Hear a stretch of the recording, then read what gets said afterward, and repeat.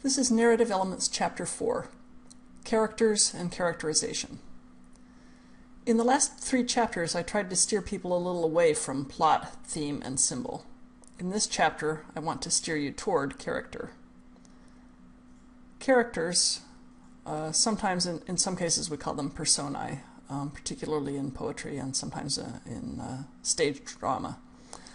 In any case, characters or personae are at the heart of mainstream literary realistic fiction, and they're pretty much indispensable for most types of literature. There are just a couple of exceptions where character is not necessarily central, but those are kind of outliers. So, character is an ideal place to focus most of your attention, whether you're in a literature class and you have to write a paper, or whether you want to be a creative writer yourself. For literature students who have to write papers, character is almost always a good foundation for a paper for several reasons. First, you already have a good intuitive understanding of what a character is like because of your experience with actual people. You yourself are a person, and also you know some other people. You know what people are like. But unlike plot, usually at least, character requires some interpretation on your part. Interpretation of the details is what your English papers are made out of. Also, this particular kind of interpretive work can be kind of fun. Just like in real life, watching how people behave and then commenting on their behavior is a pleasurable activity for many people. Also, just like in life, opinions can differ. Your mother-in-law might not evaluate your spouse's behavior the exact same way your mother does, for example. And many good papers about literature are exactly that, debates about how characters behave. Just for the sake of completeness, let's take a shot at defining characters. The people in the story. Except they're not real people. People are made out of flesh and blood. They're biological entities. Characters are made out of words on the page. They are textual entities. Or it could be pixels on the screen or whatever. Even if you write, let's say, a historical novel about Ronald Reagan, for instance. Yes, Ronald Reagan was a real person, but the textual entity you construct out of words isn't him. Although you're trying to make it as much like him as you can. Unless you're not. Okay, second try. Characters are little artificial people. People simulators. Models of people that we can set up in various situations. Like crash test dummies. You put them in situations where you wouldn't put a real person to see what will happen, like to experiment on. Crash test dummies are used to test car safety, right? Or there are other things that you can use artificial people for, like, for example, for practice. Like if you're giving a life-saving or CPR class, you would have a CPR dummy for people to try out their skills on. Fictional characters are similar. They can be, at least. You know how a very young person only knows about love from reading in the movies? They practice falling in love with fictional characters to get themselves ready for the real thing. To my mind, this goes to the heart of the moral project of literature. We practice empathizing with characters, feeling compassion for them when they suffer, and that exercises our capacity for empathizing with actual people. So, characters are model people, usable for various reasons. The models can be more realistic or less realistic. They might correspond to actually existing people in the world, but they don't have to. Is that a good definition? No. Who says a character has to be a human being?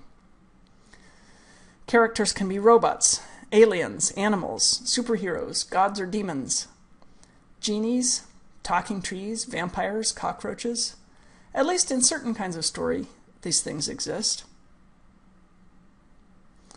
There are genre issues here.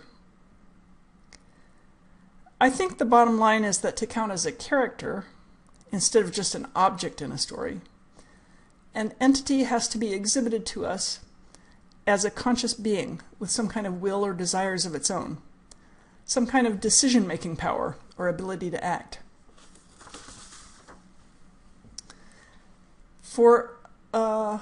There are a few specialized terms for specific characters. Two of them come from Greek drama. The protagonist is the main or the focal character. There can be more than one, especially in a longer piece like a novel. It is a mistake to think of the protagonist as the hero of the story, because the protagonist could be someone revolting or evil. So you should think of pro in the sense of prominent, not pro as in I'm in favor of that. More often than not, readers are predisposed to want to cheer on the protagonist, but that's not automatic. Now I'm going to throw in the word antagonist just for completeness. I want you to know the word protagonist and use it on a daily basis. I want you to be able to recognize the word antagonist if it comes up in conversation. If you take it for granted that a plot has to have conflict in it, the antagonist is the source of that conflict. It's the person or the group of people or the social institution or whatever that is acting in opposition to the protagonist's goals. So, okay, if a protagonist doesn't have to be a hero, then the antagonist doesn't have to be a villain. Now, I'm going to say that a story doesn't necessarily have to have an antagonist at all. If you have some theory of literature that says there's always an antagonist, then okay, fine. But then that means the antagonist isn't always a character in the sense I've defined character. For instance, in Jack London's story, To Build a Fire, the protagonist's goal is to stay alive. And the antagonist would be what? A really cold day? The third special character is the narrator. And that word comes from Latin, and it just means teller. The narrator is an entity, the entity, who perceives the events of the story and is choosing to tell us about them. The narrator doesn't have to be the same as the protagonist, although it can be. So, right, I can tell you about something that happened to me, and then I'll use the word I a lot, the so-called first person. I went to sea. I harpooned a whale. That's first person narration. Or I can tell you about something that happened to somebody else, and then I'll use the so-called third person. Ahab went to sea. He harpooned a whale. Third person, grammatical third person, he, she, or it. That's the third person narration. We're using those pronouns instead of I. Once in a while, just to be different for the most part, authors will try out a second person narration. So that would be something like, it's a fine day at sea, but you can't stop thinking about your old nemesis, Moby Dick. Your artificial leg is itching like crazy where it joins on. What's that splashing off in the distance? It's Moby Dick. No, wait, it's just a dolphin. You stomp around the deck, making more noise than you really need to. Something like that. So that's one possible type of narration, but it's kind of strange and it's only very rarely used by most writers. Now, every character except for the narrator has to live inside the world of that story. But the narrator doesn't necessarily have to be inside that world. They might be, or they might be standing outside and above that world, a godlike being who just happens to know all these things and happens to tell them to the readers. A narrator doesn't have to be human or human-like or have a personality at all. That's all I'm going to say about narrators right now, because the whole point of view section is devoted to that. Okay, there are 5 methods that authors can use to let us get to know characters, and this process is called characterization. And by the way, this particular account of how characterization works is loosely based on Janet Burroway's classic textbook, Writing Fiction. So, 4 of the characterization techniques involve the reader in making their own observations and interpretations. First, external appearance. And when I say appearance, I don't mean just what you can see with your eye. I mean, if you were in the world of the story, what could you perceive about that character using any of your senses?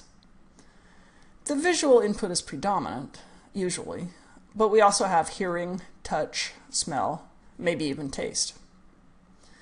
Whatever you can pick up in the way of clues from the outside of that person. So then, the second method is what's going on inside that person. What are their thoughts and feelings, their hopes, their fears, their desires? Now, whether we have access to the insides of a particular character depends on what type of narrator we have. First-person narrators can tell you what they're thinking, but under normal circumstances, they can't tell you what other people are thinking. For example, the third method is dialogue.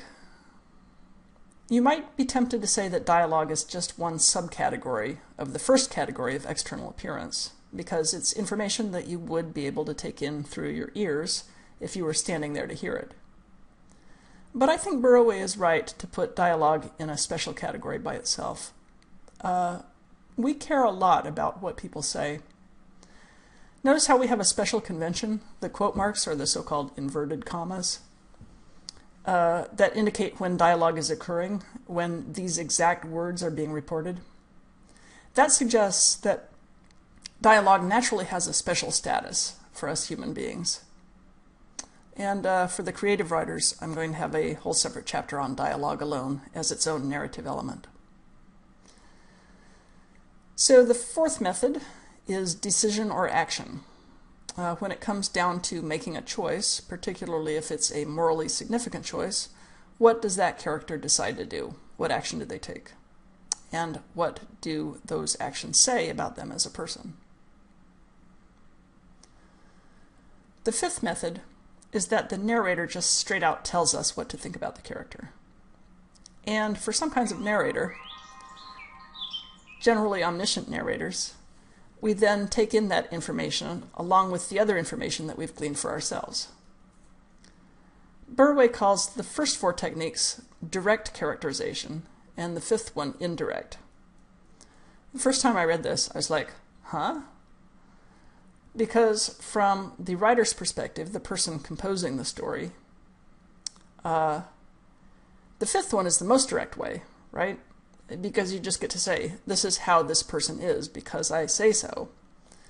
And the other four are indirect because you have to invent a way of getting that information across to the reader and hope that the reader picks up on it and kind of you sneak these character details in sideways.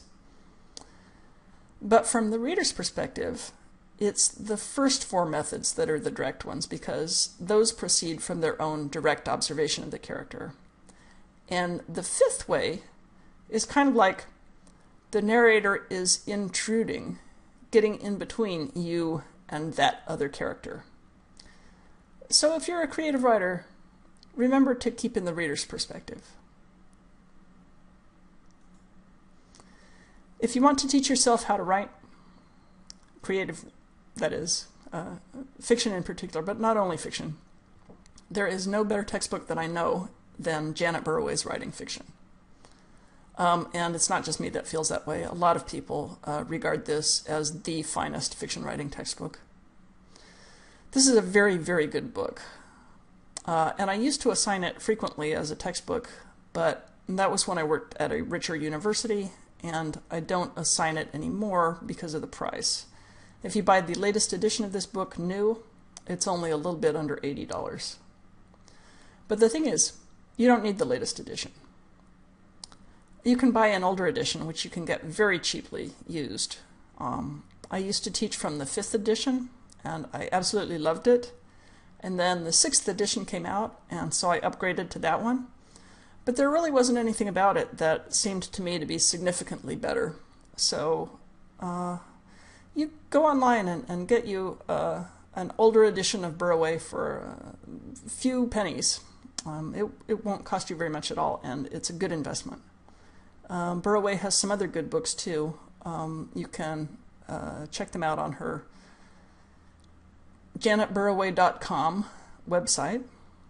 But this is the one that she's the most famous for and really deserves to be. I'm going to cut this video off here and continue it in Chapter 4B.